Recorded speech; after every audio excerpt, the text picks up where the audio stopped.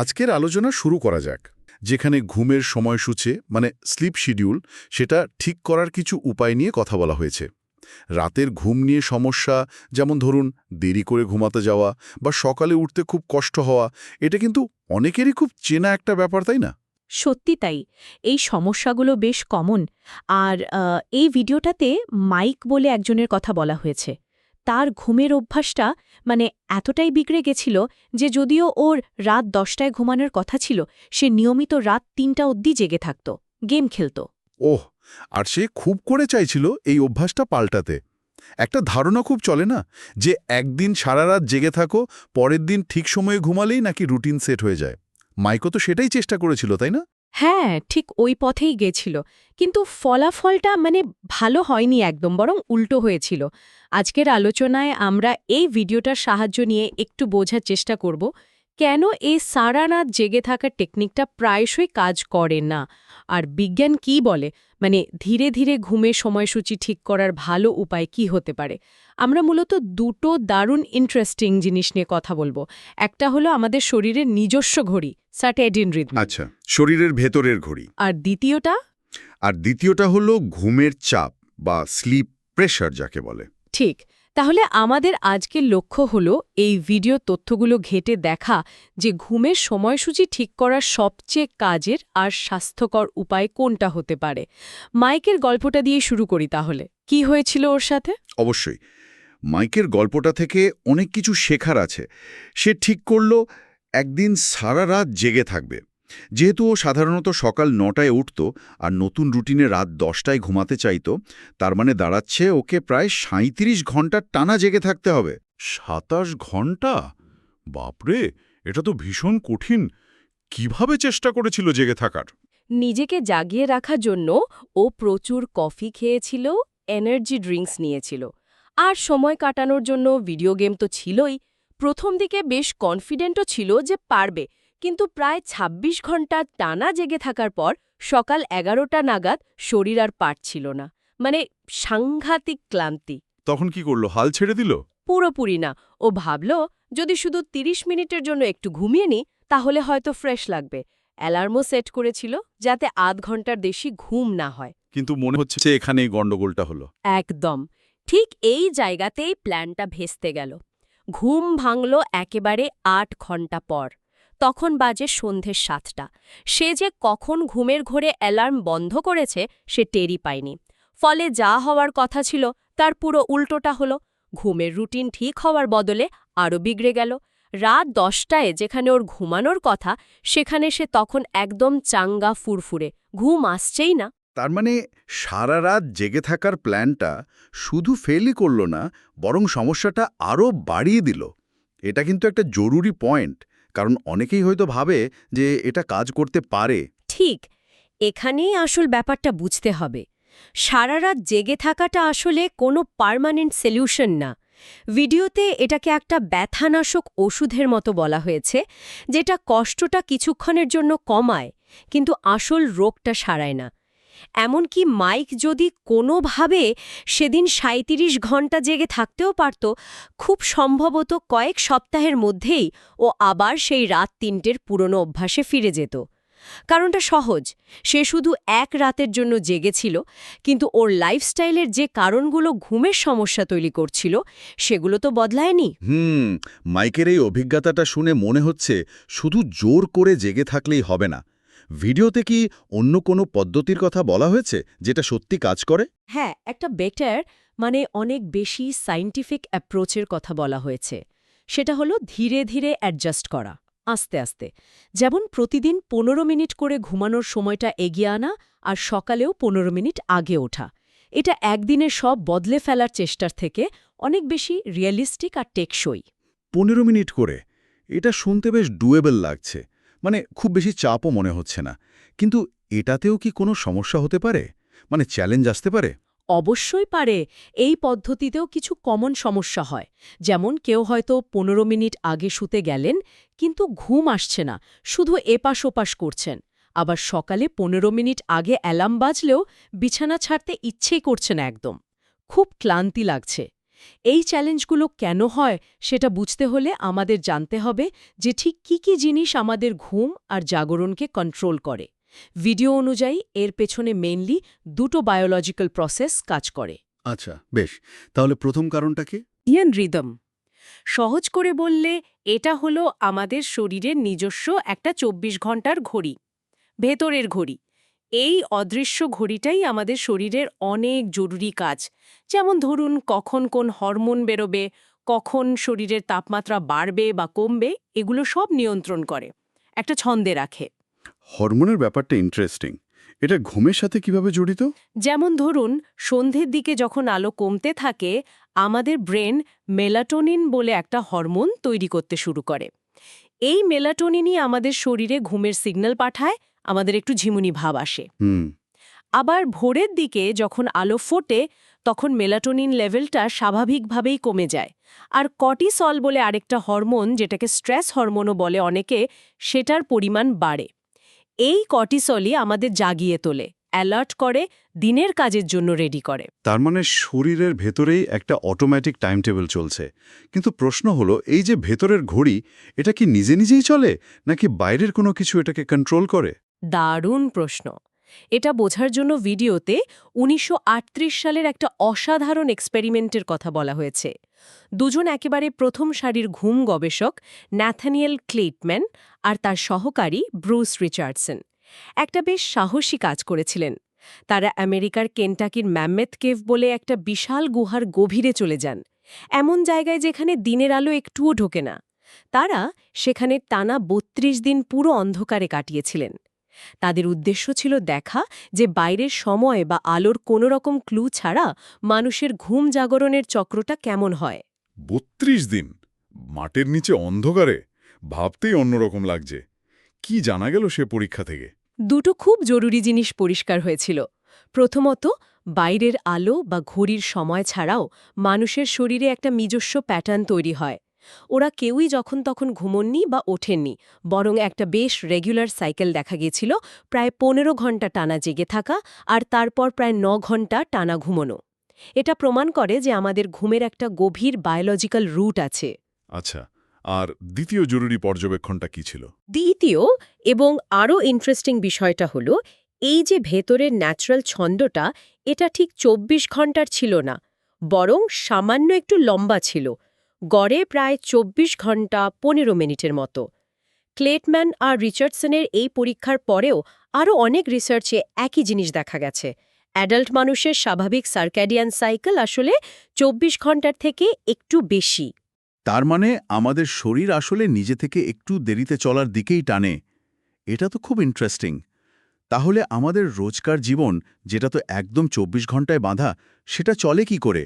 আমরা তো রোজ ২৪ ঘন্টার হিসাব মেনেই চলি। এখানেই আসে বাইরের পরিবেশের রোল, বিশেষ করে দিনের আলো। প্রতিদিন সকালে যখন আমরা সূর্যের আলোর সামনে আসি, সেই আলো আমাদের একটু লম্বা ২৪ ঘন্টা ১৫ মিনিট ভেতরের সাইকেলটাকে রোজ রিসেট করে দেয়, মানে সিঙ্ক করে দেয়, ঠিক ২৪ ঘন্টার সাথে মিলিয়ে দেয়। আলো হলো সবচেয়ে পাওয়ারফুল সিগন্যাল, যেটা আমাদের বডি ক্লককে পৃথিবীর ঘোড়ার সাথে তাল মেলাতে সাহায্য করে।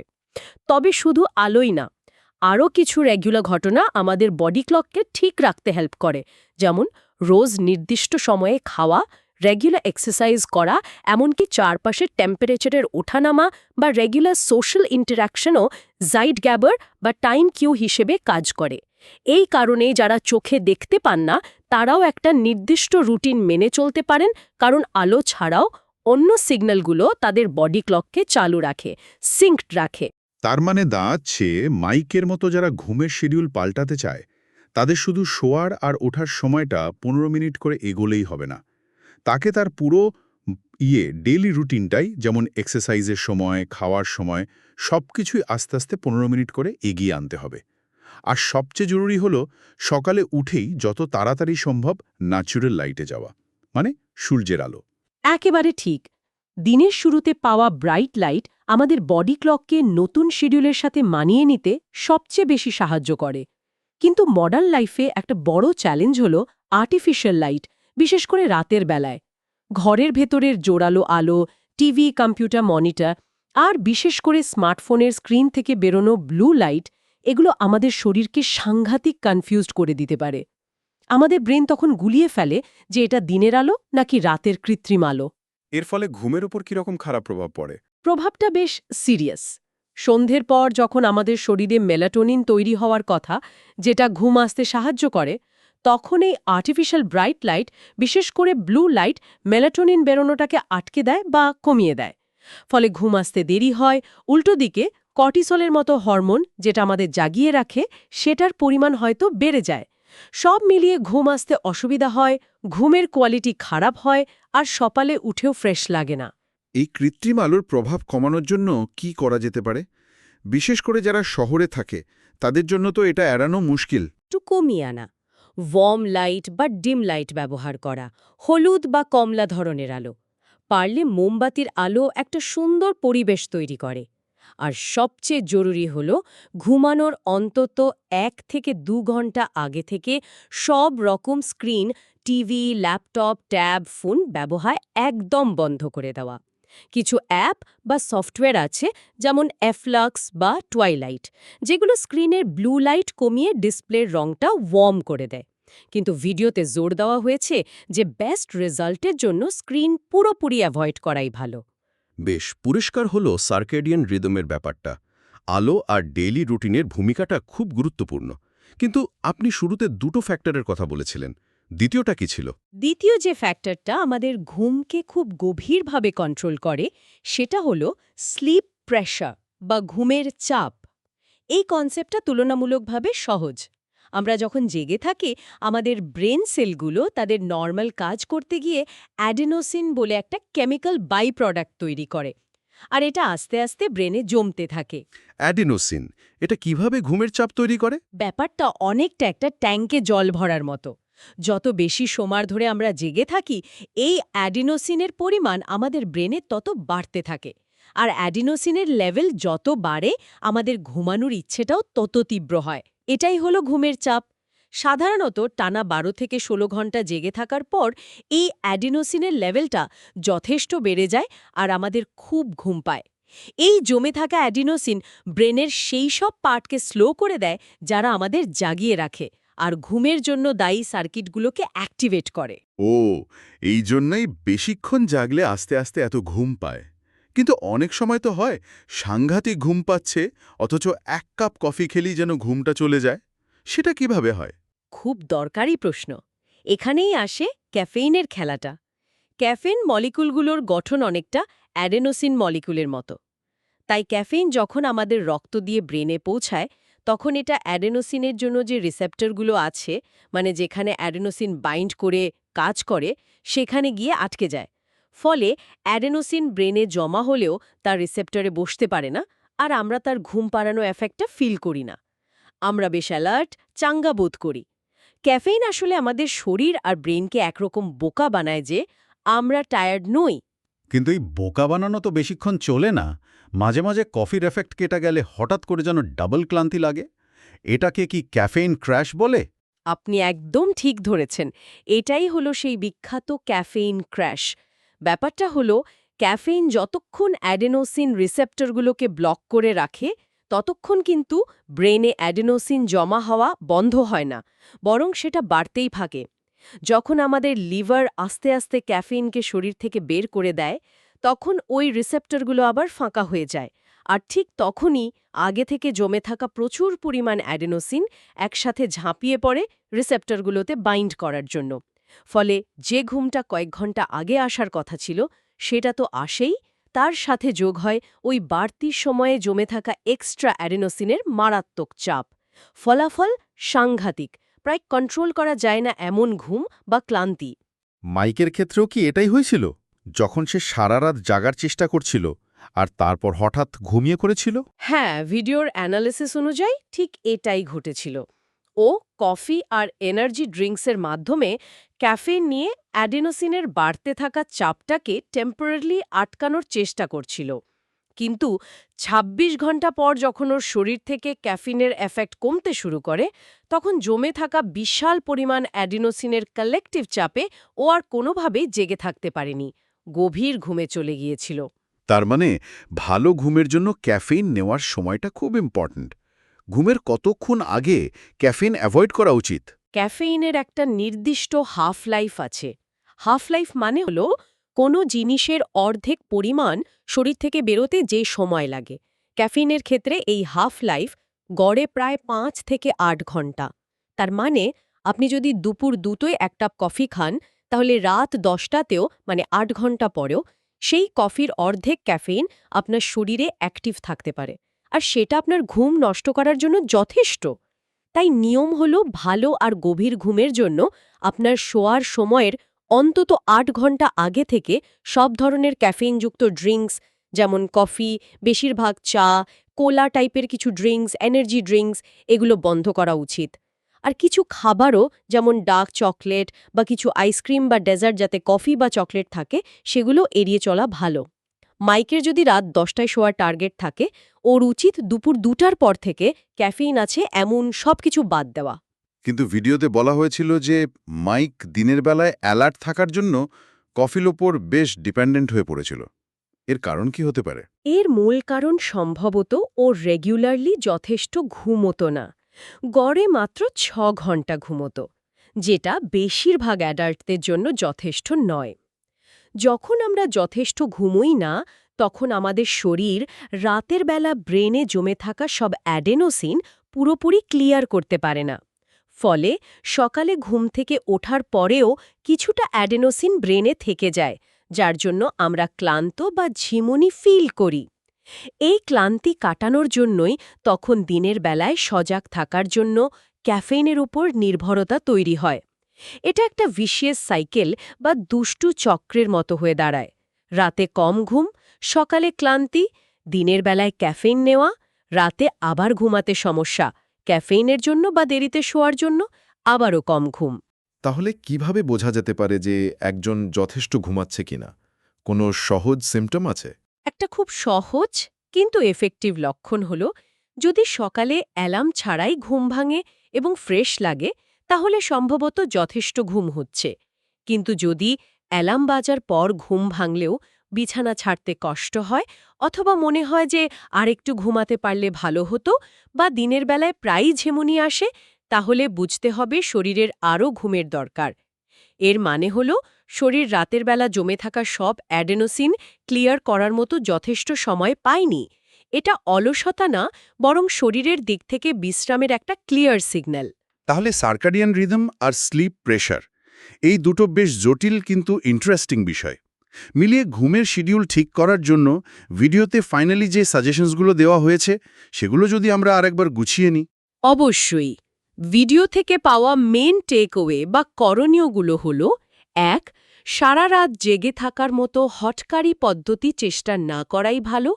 এটা উপকারের থেকে অপকার বেশি করতে পারে। 2. শুধু শোয়ার সময় নয়, আপনার পুরো ডেলি রুটিন, যেমন খাওয়ার সময়, এক্সারসাইজের সময়, সব কিছুই ধীরে ধীরে একসাথে শিফট করুন, প্রতিদিন হয়তো 15 মিনিট করে। 3. সকালে ঘুম থেকে ওঠার পর যত তাড়াতাড়ি সম্ভব ব্রাইট লাইটে যান, বিশেষ করে ন্যাচারাল সানলাইটে। এটা আপনার বডি ক্লককে নতুন সময়ে সেট করতে সবচেয়ে বেশি হেল্প করবে। 4. সন্ধে নামার সাথে সাথে ঘরের ভেতরের আলো কমিয়ে দিন। ওয়ার্ম লাইট ব্যবহার করুন, আর ব্রাইট আর্টিফিশিয়াল লাইট, বিশেষ করে টিভি, কম্পিউটার বা ফোনের ব্লু লাইট থেকে দূরে থাকুন, অন্তত শোয়ার 1-2 ঘন্টা আগে থেকে। 5. আপনার প্ল্যান করা শোয়ার সময়ের অন্তত 8 ঘন্টা আগে থেকে ক্যাফেইন নেওয়া পুরোপুরি বন্ধ করুন। শুধু কফি না, চা, ডার্ক চকলেট, কিছু সফট ড্রিঙ্কস বা এনার্জি ড্রিঙ্কসেও ক্যাফেইন থাকতে পারে, খেয়াল রাখুন। 6. এবং সম্ভবত সবচেয়ে জরুরি হল, আপনার শরীরের প্রয়োজনকে সম্মান দিয়ে যথেষ্ট পরিমাণে ঘুমান। শরীরকে যথেষ্ট রেস্ট দিন, যাতে রাতের বেলা ব্রেন থেকে সব অ্যাডেনোসিন ক্লিয়ার হতে পারে। প্রয়োজনে উইকেন্ডে বা ছুটির দিনে অ্যালার্ম ছাড়া ঘুমিয়ে দেখুন আপনার শরীরের স্বাভাবিক ঘুমের চাহিদা আসলে কতটা। চমৎকারভাবে গুছিয়ে বললেন। আজকের আলোচনা থেকে এটা খুব পরিষ্কার যে ঘুমের শিডিউল রাতারাতি কোনো ম্যাজিকে ঠিক হয়ে যাওয়ার ব্যাপার নয়। এর জন্য কোনো শর্টকাট নেই। আমাদের বরং শরীরের নিজস্ব ছন্দ, তার ভেতরের জটিল কেমিক্যাল প্রসেসগুলো বুঝতে হবে আর সেগুলোর সাথে তাল মিলিয়ে চলার জন্য একটু কনশাস এফোর্ট দিতে হবে। একদম। সারা রাত জেগে থাকা বা দিনের পর দিন ক্যাফেইনের ওপর নির্ভর করার বদলে আমাদের লাইফস্টাইলে ছোট ছোট কিন্তু কনসিস্টেন্ট মানে নিয়মিত পরিবর্তন আনাটাই লং টার্মে অনেক বেশি এফেক্টিভ আর হেলদি। শরীরের সিগন্যালগুলোকে গুরুত্ব দেওয়া আর সেই অনুযায়ী রেসপন্ড করাই আসল কাজ। আর এখানেই আমরা আজকের আলোচনা শেষ করতে পারি। তবে শ্রোতাদের জন্য একটা ছোট্ট প্রশ্ন বা ভাবনার খোরাক রেখে যেতে চাই। আমরা এই আলোচনা থেকে জানলাম যে আমাদের শরীরের স্বাভাবিক সার্কাডিয়ান ছন্দ কিন্তু ঠিক ২৪ ঘন্টার নয়, বরং সামান্য একটু লম্বা, প্রায় ২৪ ঘন্টা ১৫ মিনিটের মতো। এই তথ্যটা জানার পর একটা প্রশ্ন মনে আসতেই পারে। প্রশ্নটা হলো, শরীরের এই যে ন্যাচারাল টেন্ডেন্সি ২৪ ঘন্টার চেয়ে একটু লম্বা সাইকেলে চলার, এটাই কি কারণ যার জন্য আমাদের ঘুম পেছনোটা তুলনামূলকভাবে সহজ কিন্তু ঘুম এগিয়ে আনাটা এত কঠিন মনে হয়? আর এই স্বাভাবিক প্রবণতা সম্পর্কে জানাটা কি আমাদের ঘুমের শিডিউল ঠিক করা স্ট্র্যাটেজিকে কোনোভাবে এফেক্ট করতে পারে বা করা উচিত? এই প্রশ্নটা রইল ভাবার জন্য। আমাদের সাথে থাকার জন্য ধন্যবাদ।